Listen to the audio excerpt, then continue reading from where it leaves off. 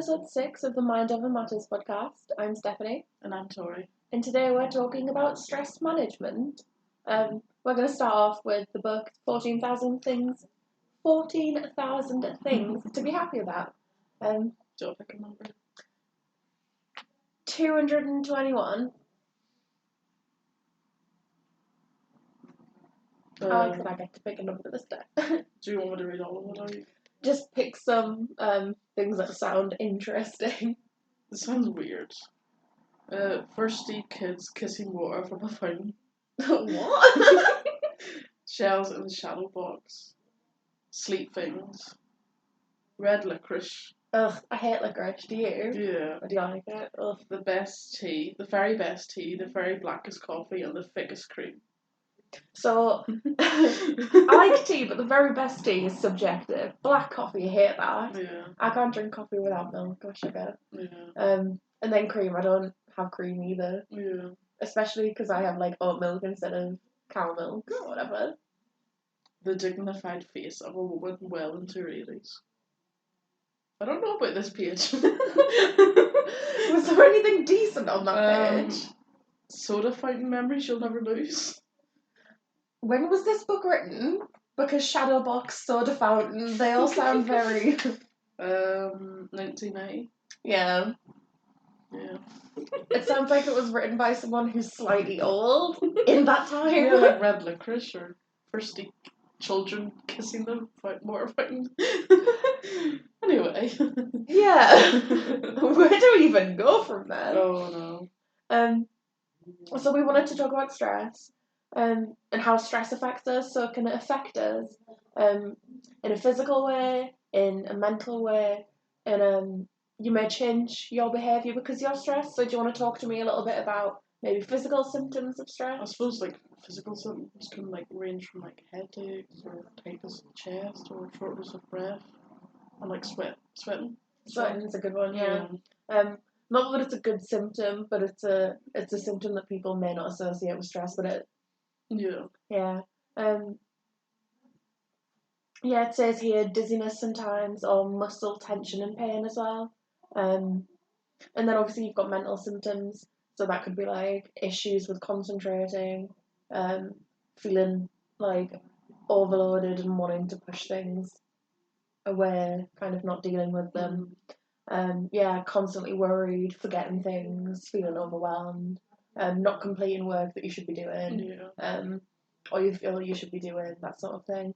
I would say mental is like a big aspect of like stress, because like when you're stressed, that's like your whole head just kind of like runs around, just like overwhelmed feelings. I would say stress or mental is a big part of being stressed. I think it's hard to focus on other things when you are stressed as well.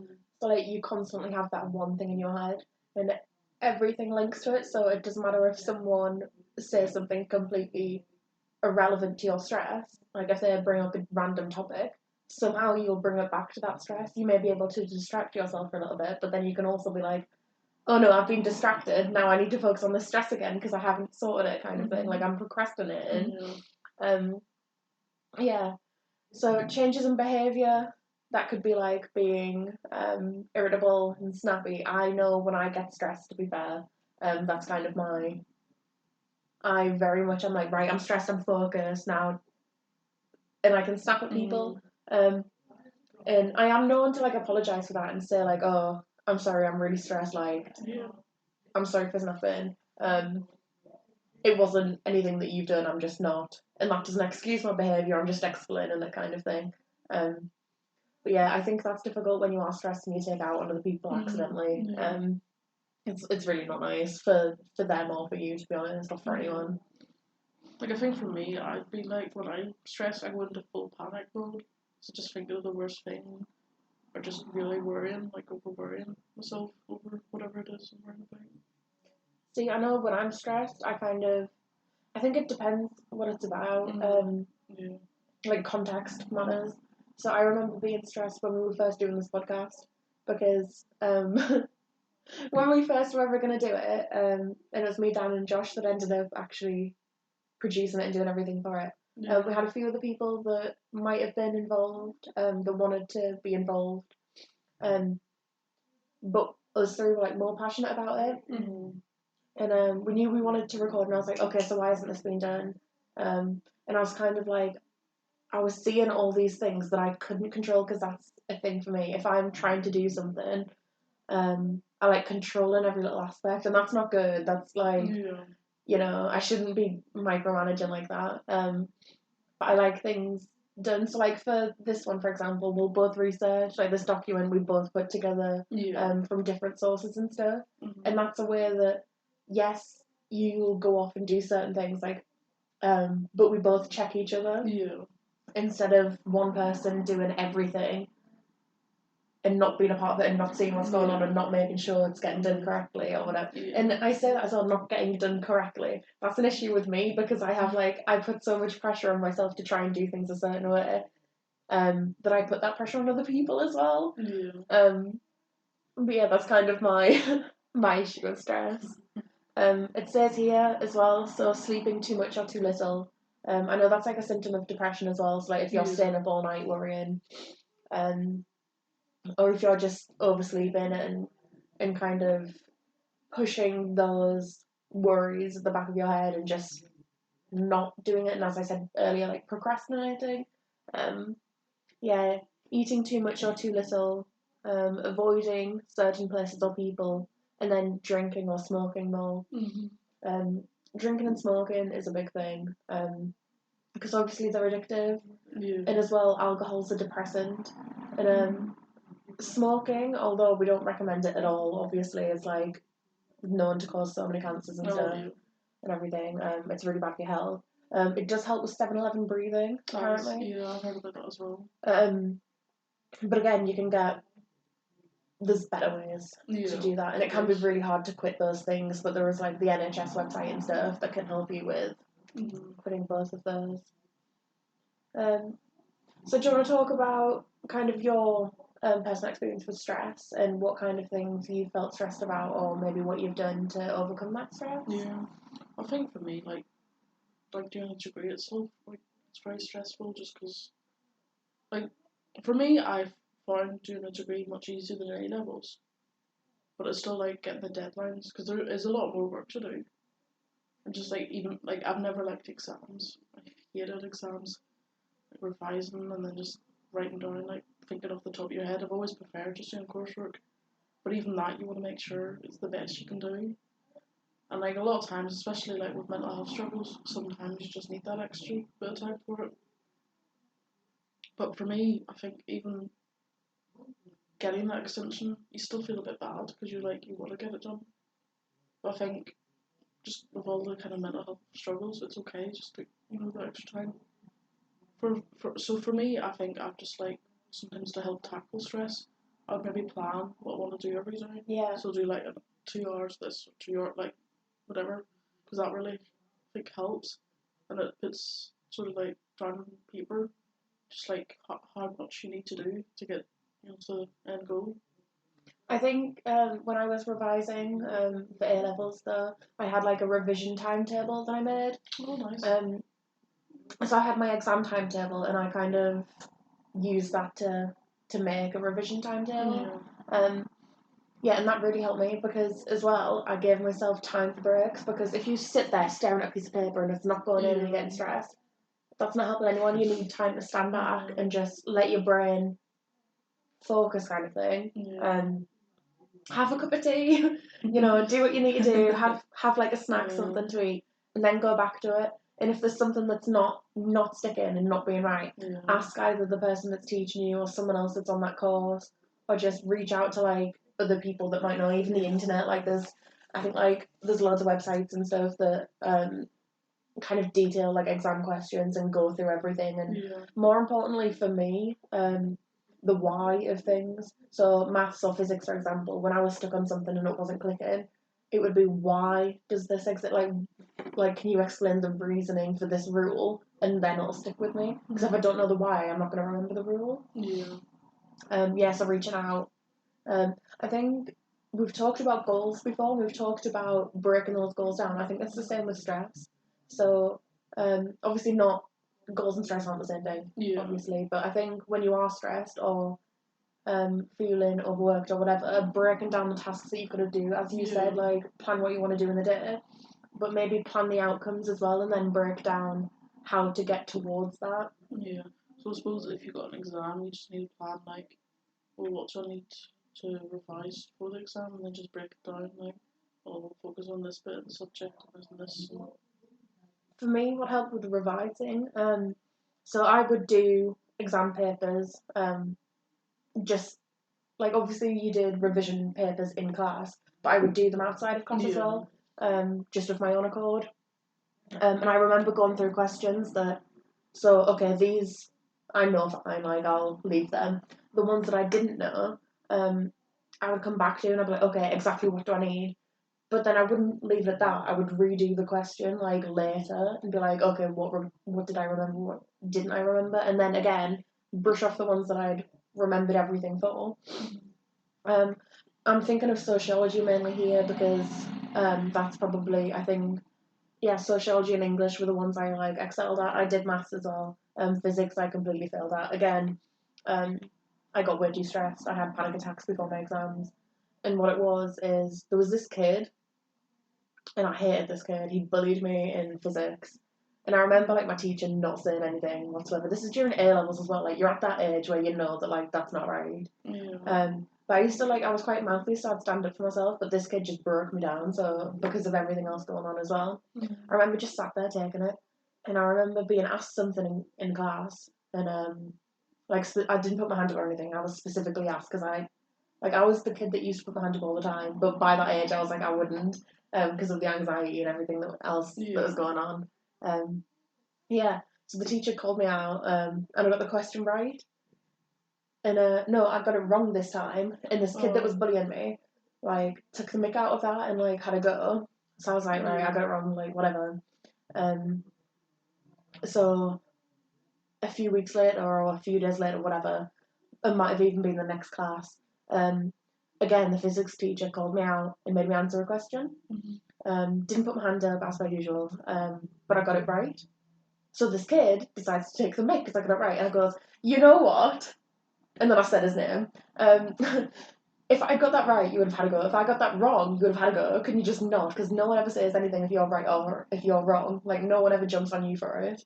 And the physics teacher turned around and went, you know what, Stephanie? You're right with that. And then everyone just stared at this kid and had a go. Like, that moment stuck with me because this kid had, like, made me so stressed about it. But it was because, like, I just stopped asking. If I didn't understand something in physics, I wouldn't ask.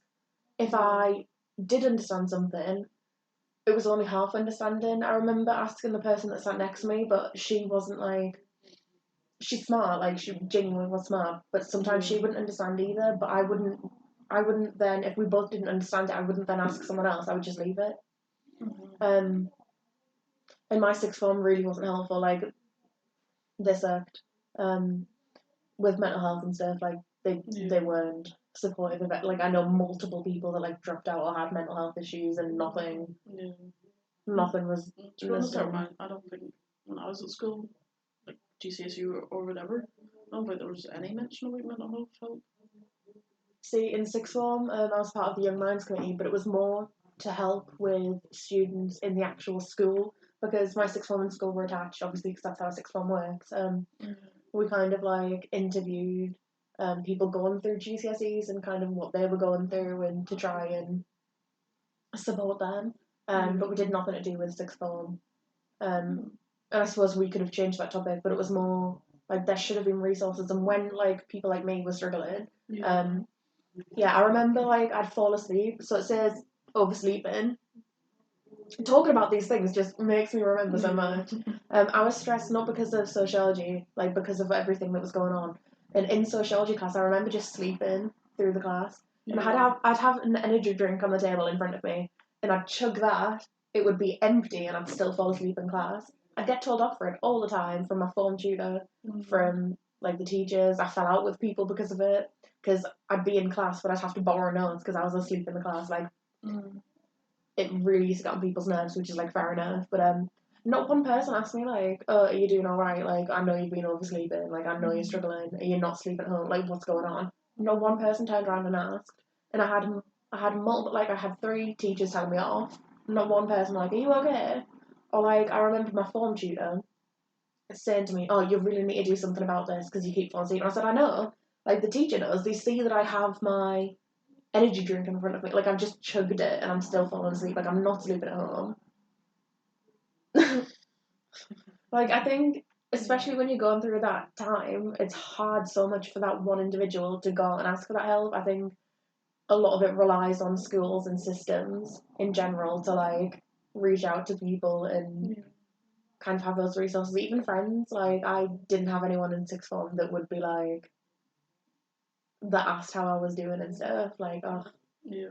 talking about it now genuinely gets me emotional for my past self because, like, I could have done so much better. Like, I did well in sociology and English, but in math I didn't do so great, and physics I failed. Like, but mentally I was so bad during that time. Yeah. And the amount of people that went to my sixth form that also were having a bad time that they could have been helped, like, as well. And it just infuriates me. It infuriates me. It gets me stressed. Yeah. So other causes of stress. So we've talked about revision and exams. Yeah. And we talked a bit about the podcast stuff and, like, for me personally, the lack of control. Other causes of stress we've got here. Yeah. So there's work, there's family, financial problems, and health problems.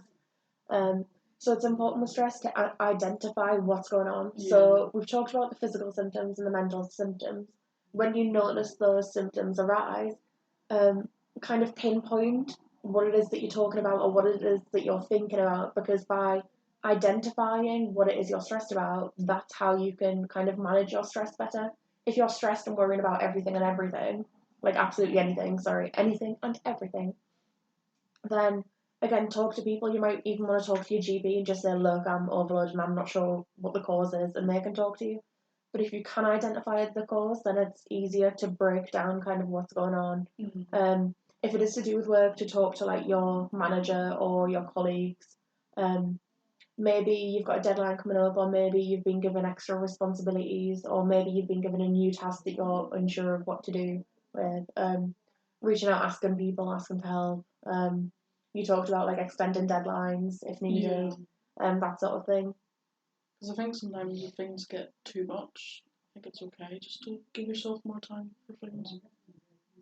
Because, like, yeah, you can do steps to make things a little bit easier, but sometimes it just gets too much and you just need to give yourself that bit extra time just to take it a bit easier. Yeah, I think as well, if you're putting that pressure on yourself, and you just want to, you have that deadline, you just want to get it out of the way. Yeah. Like, sometimes when you are, like, overstressed, you'll just be like, right, that's it, I'm done, I'm giving up with it, I'll just hand that in. Yeah. And you'll know in yourself that you can do better, but because you've got that deadline, because you're overstressed and you've not asked for help, or maybe you have and you've not you've not received the help that you wanted, you're not doing what you can do.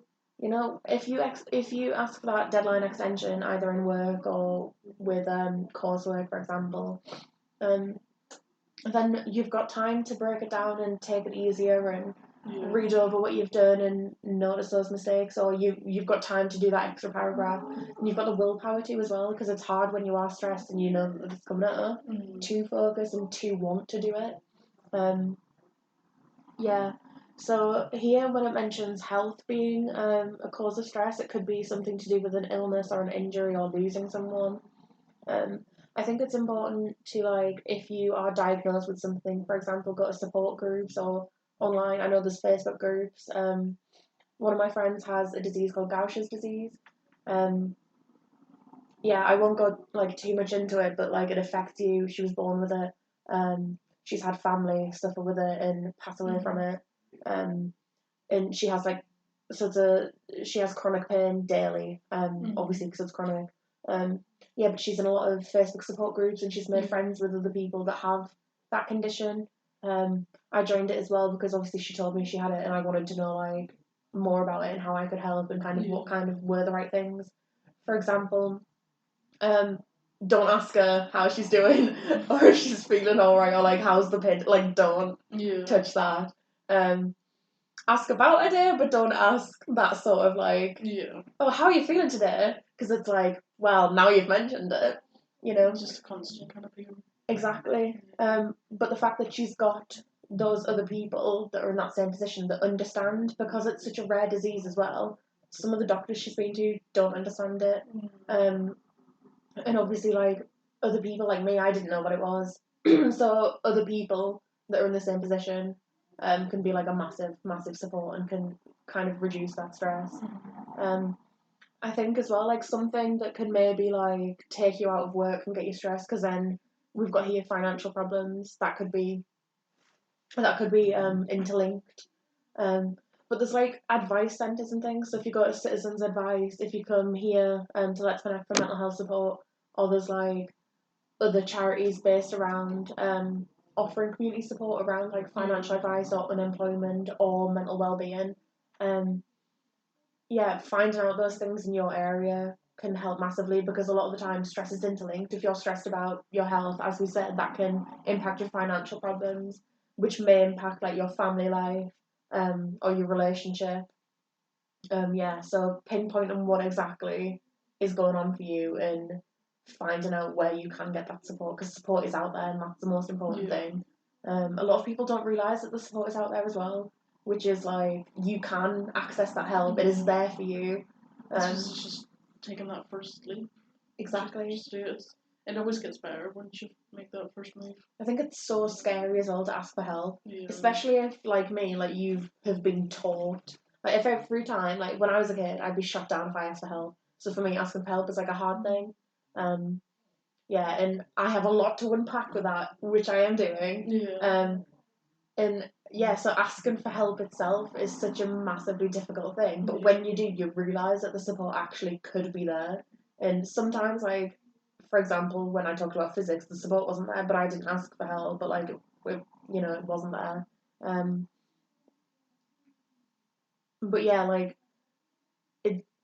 support is there for those things, and it might be embarrassing, but it's unbelievable the amount of people that are suffering with like financial problems or poor mental health or like employment issues. Like,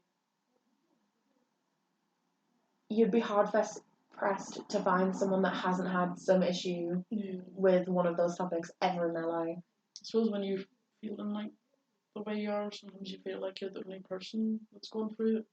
I suppose if you end up talking with someone, that they'll also say like, "Oh no, I've been through that or going through that." Yeah. It can be so isolating being in that position, but when you do ask for that help and realise that you're not the only person that's been through this, like it feels like a load off your chest. So yeah, things you can do to help with stress. So we've talked about talking about your feelings. There's breathing exercises, time management.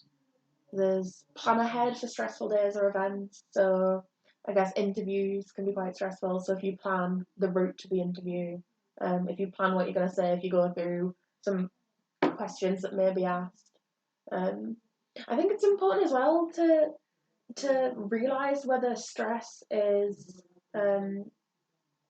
rational or irrational.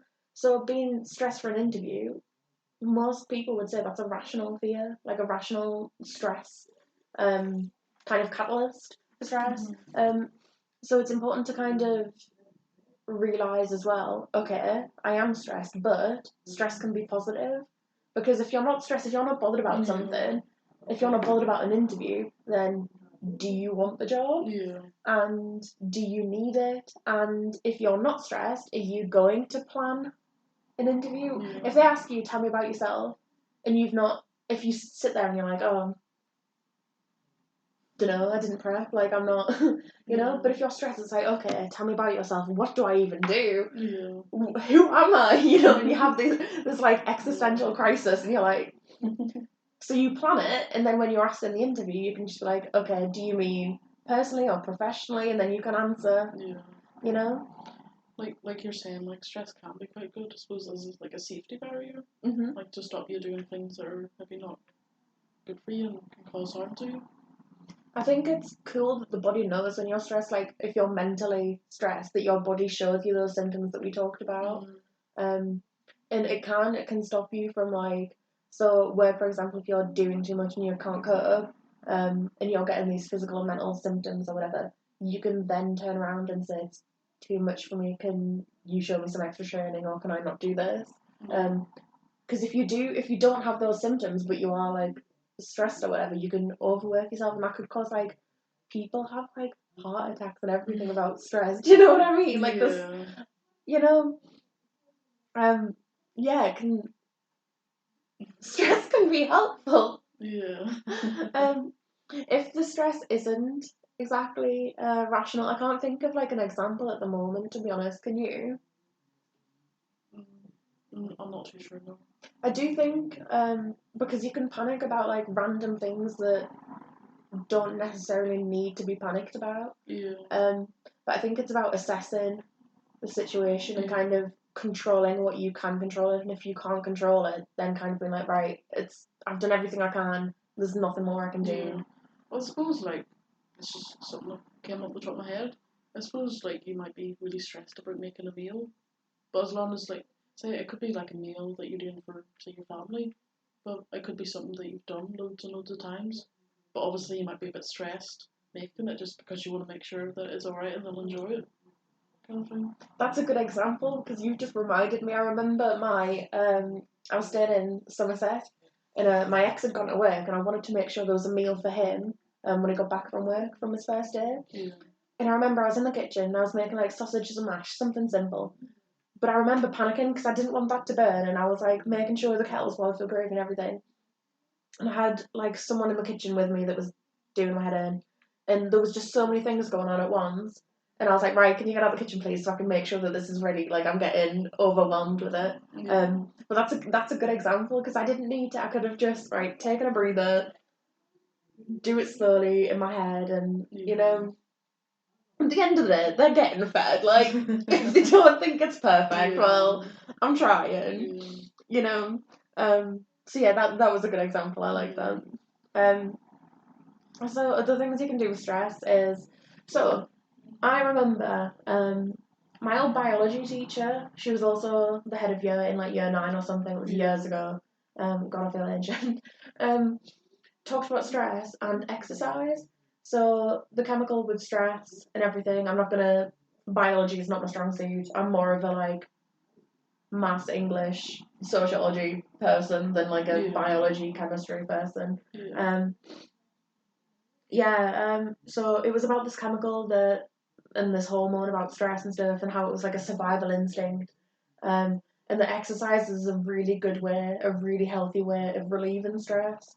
And she was talking about the flight or fight instinct. I know there's also fawn, and there's freeze now as well, in regards to stress. But yeah, how it was just a really good way to relieve it. Yeah. There's like sciencey information, but I'm not gonna try and explain some things that I don't quite remember. I suppose you can kind of imagine, just like with exercise, it's almost like the sweat is the stress. Like get like your body in a way. What it was, I remember being told that because of evolution, we used to get stressed about like being eaten, so we would like run or whatever. We would fight this thing off, you know, or we would do these things to survive. Yeah. And so now we don't necessarily have the same stress factors in our day-to-day life, but we still have the hormones and stuff and the chemicals that produce that feeling or that response. So it's about kind of relieving all that tension and letting it out. I hope that made sense. It makes sense in my head, but I suppose I don't know the ins and outs of it if I can't explain it properly. But yeah, so there we go. So, do you want to tell me about some things we shouldn't do when we're stressed? I suppose we shouldn't try to do too much at once because that could just overwhelm you. So say like you have exams coming up, it's not going to be good just to like try and revise so much at once. You know, just need to break it down. Just like do this first and then this. You know, like it's not really healthy trying to do too much because you're not going to take anything in and you're just going to make yourself more rude. Yeah. And like you're not alone really. Whatever like stress and all you're going through, you just ask for help. Because I think when you're stressed, sometimes it's hard to cope by yourself, so sometimes you just need to ask someone, I'm not doing too good, can you maybe help me out? Yeah. They should be able to help you. And also, it's not good to use substances like alcohol, cigarettes and stuff to try and help you cope, because it will make you feel worse. Yeah. I completely agree with that. Yeah, I think so the most important factor in my mind, I don't know if you feel the same, is like asking for help. So don't feel like you're alone in all this, and like don't take it all on. If you're worried at work, speak to a management or a co-worker. If you're worried about exams, speak to a teacher or someone else at school that's like, or sixth form or uni that's studying the same thing. Yeah. If it's health problems, you know, as I said before, like there are support groups and charities and stuff as well. Financial problems, you know, there's so many different things you can be stressed about, but guaranteed for each one, there is someone you can ask. Yeah, and I think that's where we end it today. So the next episode we're thinking about doing eating disorders. Because next week is Disorder Awareness Week. By the time we post this, I'm wondering if it'll be on time or might be posted at the beginning of next week. We'll make it a target. Yeah. Okay. Well, I'm hoping that we can. I'm in Friday, so I'm hoping to sort out another podcast. Yeah. Okay. So hopefully we can sort this out. But thank you for listening. If you have any questions, if you have any questions, queries, or concerns, feel free to send us an email or call us. We'll post the number and the email address on the next page. We have obviously our social media links as well. So thank you and goodbye. Bye. Oh gosh.